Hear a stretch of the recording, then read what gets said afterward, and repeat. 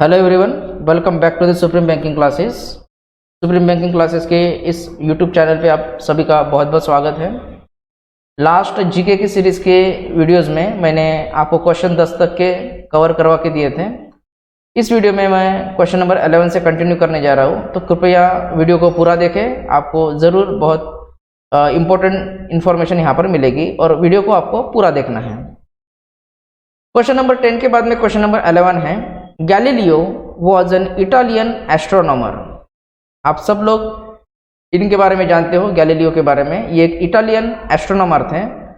तो उनके कार्य के बारे में यहाँ पर आपको पूछा गया है ऑप्शंस में। यहाँ पर ऑप्शंस दिए हुए हैं और उनके कार्य के बारे में आपको यहाँ पर पूछा गया है। पहला बोला है उनके बारे में, ये सही है कि गलत है आपको बताना है। कौन सा ऑप्शन करेक्ट है उसको पिक करना है। बोला है डेवलप द टेलीस्कोप। इन्होंने टेलीस्कोप को डेवलप किया गैलीलियो ने। उसके बाद में बोला है discovered 4 satellites of Jupiter. Jupiter के 4 सैटेलाइट्स को इन्होंने डिस्कवर किया। तीसरा बोला है discovered that moment of pendulum produces a regular time measurement. और उन्होंने ये भी डिस्कवर किया है कि पेंडुलम का जो मोमेंट होता है वो रेगुलर टाइम मेजरमेंट को प्रोड्यूस करता है ना। पेंडुलम का मोमेंट होता है वो रेगुलर टाइम मेजरमेंट को प्रोड्यूस करता है। तो इनमें से क्या सही है और क्या गलत है ये आपको पूछा गया है। और चौथा बोला है कि ऊपर के तीनों भी पॉइंट्स एकदम सही हैं। तो इसका आंसर है all of the above. Galileo, तो गैलीलियो इनका जो पूरा नाम था मैं यहाँ पर अभी लिखने जा रहा हूँ, कृपया ध्यान से सुनो और ये बहुत इंपॉर्टेंट है, आपको एग्जामिनेशन में पूछा जाता है। इनका नाम था Galileo di Vincenzo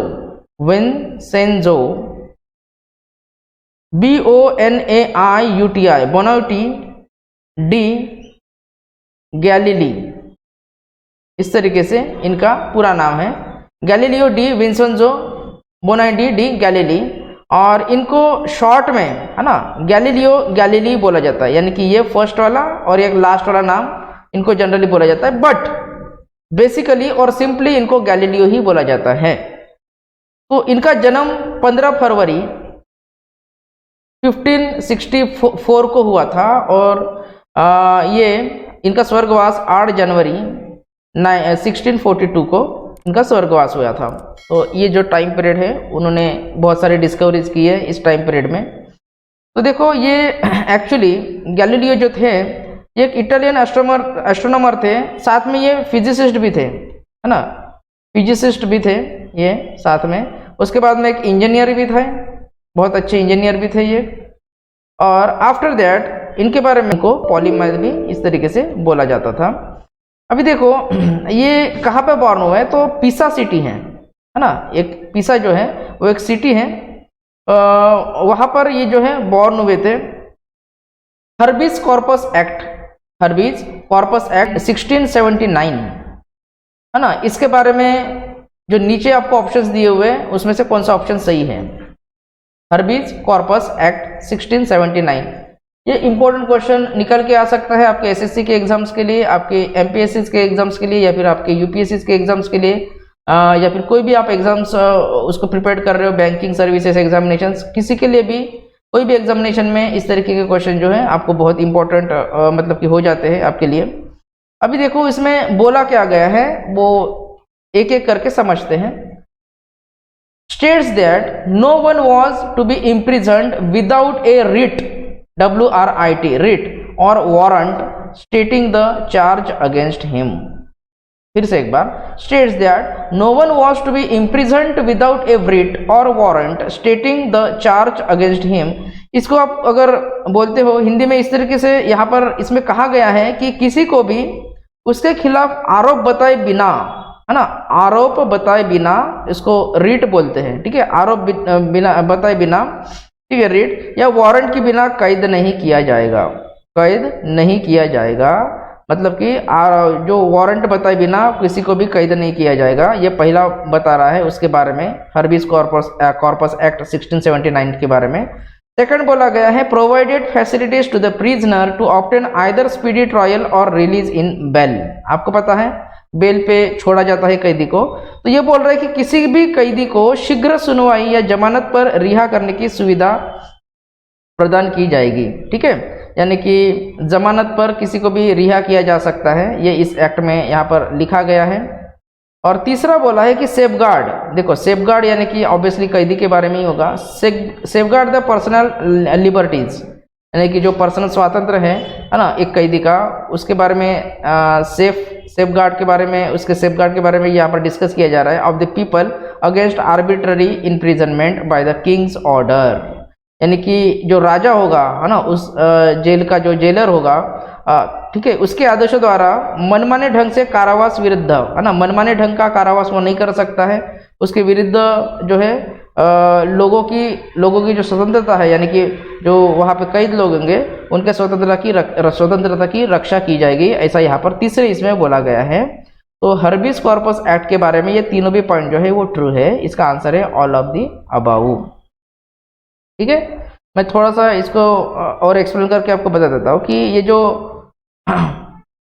हर्बिस corpus act है इसको बंदी प्रत्यक्षीकरण अधिनियम बोलते हैं। बंदी प्रत्यक्षीकरण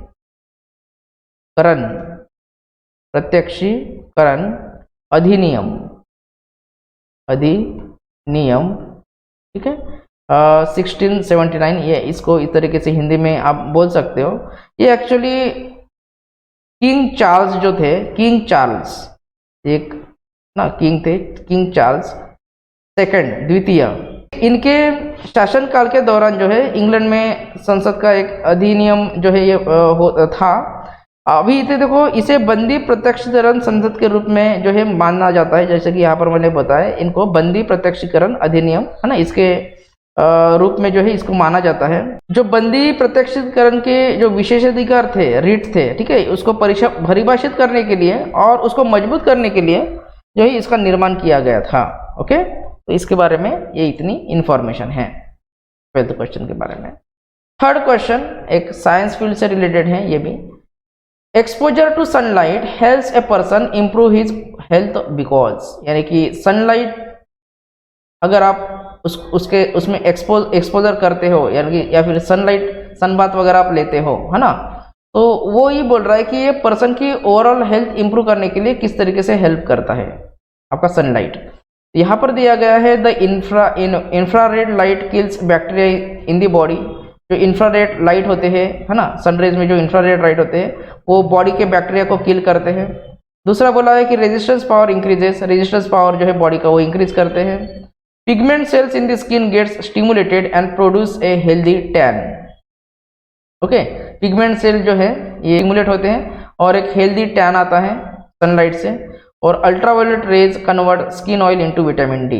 ये जो अल्ट्रावायलेट रेज होते हैं सनलाइट में वो स्किन ऑयल को विटामिन डी में कन्वर्ट करते हैं। ठीक है, तो इसमें आप बोल सकते हो में ऑल ऑफ अबाउ ना, ये सारे के सारे सनलाइट के बारे में जो है ट्रू फैक्ट है। नेक्स्ट, गोल्फ प्लेयर, एक गोल्फ जो है एक स्पोर्ट होता है, उनका जो प्लेयर है जो जिनका नाम है विजय सिंह जी, है ना, बिलोंग्स टू विच कंट्री, ये कौन से कंट्री से बिलोंग करते हैं, विजय सिंह जी ऐसे बोला गया है यहाँ पर। ठीक है, तो विजय सिंह जी बिलोंग करते हैं फिजी से, जिसका कैपिटल है सुआ। ओके, फिजी से बिलोंग करते हैं। फिर थोड़ा सा इनके बारे में जान लेते हैं विजय सिंह जी के बारे में। 22 Feb 1963 में इनका बर्थ हुआ था और इनका निकनेम जो था द बिग फिजियन, निकनेम उनका द बिग फिजियन, ध्यान रखना है आपको। ठीक है, तो एक फिजियन प्रोफेशनल गोल्फर थे और उन्होंने 34 जो है पीजीए टूर होता है, आपने अक्सर टेलीविजन पे देखा होगा, पीजीए टूर होते हैं, मतलब कि ये इस स्पोर्ट के लिए फेमस है पीजीए टूर। तो उन्होंने जो है इसमें 34 पीजीए टूर्स ना 34 इवेंट्स इसमें जीते हुए हैं, बहुत बड़ी हस्ती हैं। ठीक है, और इसके बाद में आपको इनके बारे में और कुछ बातें बता देता हूँ मैं। इन्होंने यूनाइटेड स्टेट्स में, है ना, 3 मेजर चैंपियनशिप्स इन्होंने जीती थी। पहली थी मास्टर टाइटल इन्होंने जीता था, ये जीता था उन्होंने मास्टर टाइटल 2000 में, सन 2000 में इन्होंने मास्टर टाइटल जीता था। उसके बाद में दो पीजीए चैंपियनशिप जीते थे उन्होंने 1998 और 2004 में। पीजीए चैंपियनशिप्स 1998 और 2004 है ना, इन 2 ईयर्स में इन्होंने पीजीए चैंपियनशिप्स जीती थी। और वो जो है ये फर्स्ट पर्सन थे, ठीक है, ये साउथ एशियन फर्स्ट पर्सन थे जो जिन्होंने मेजर चैंपियनशिप्स को जीता था। ओके, अभी देखो ये इलेक्ट भी हुए थे world golf hall of fame के लिए, world golf hall of fame, hall of fame, ठीक है। ये इनके बारे में इतनी इंफॉर्मेशन है और बहुत कुछ बताया जा सकता है इनके बारे में, इतनी इंफॉर्मेशन काफ़ी है। Next, guarantee to an exporter that the importer of his goods will pay immediately for the goods ordered by him is known as। इसमें क्या बोला है कि जो एक्सपोर्ट करते हैं, मान लो सपोज एक कंट्री से दूसरे कंट्री में कुछ गुड्स आपको एक्सपोर्ट करनी है। अभी जो एक्सपोर्टर है ना, इसको इंपोर्टर पे करेगा, इसको इंपोर्टर जो है वो पे करेगा एक्सपोर्टर को।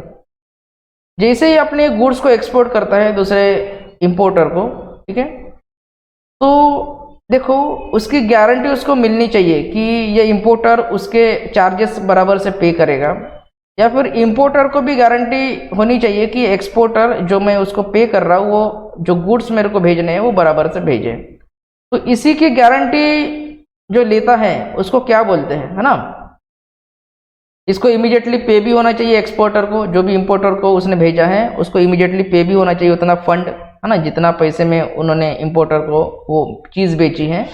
तो ये जो है इसको क्या बोलते हैं, तो इसको बोलते हैं लेटर ऑफ क्रेडिट, है ना। ये एक बैंक की तरफ से दिया गया एक लेटर होता है, LOC बोलते हैं, लेटर ऑफ क्रेडिट इसको एक्चुअली।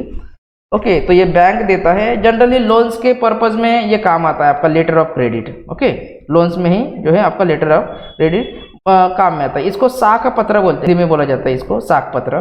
बैंक का पत्र होता है जो आपको गारंटी देता है कि विक्रेता जो है ना, विक्रेता को खरीदार का जो भुगतान समय पर और सही राशि के लिए प्राप्त होगा।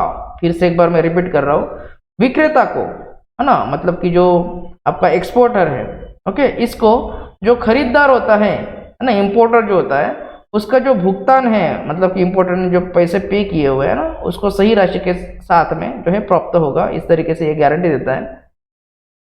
यदि इसमें खरीदार, है ना, खरीद पर भुगतान करने में मान लो सपोज वो असमर्थ होता है, यानी कि जिन्होंने खरीदा है अगर वो भुगतान नहीं कर पाए, पैसे नहीं दे पाए उसको, तो बैंक जो है उसका शेष राशि का जो भुगतान है वो करना होता है, तो वो बैंक दे देता है ना। ये जो एक्सपोर्ट होता है ना, उसको फिर बैंक पैसा देता है और इनसे फिर ले लेता है वो।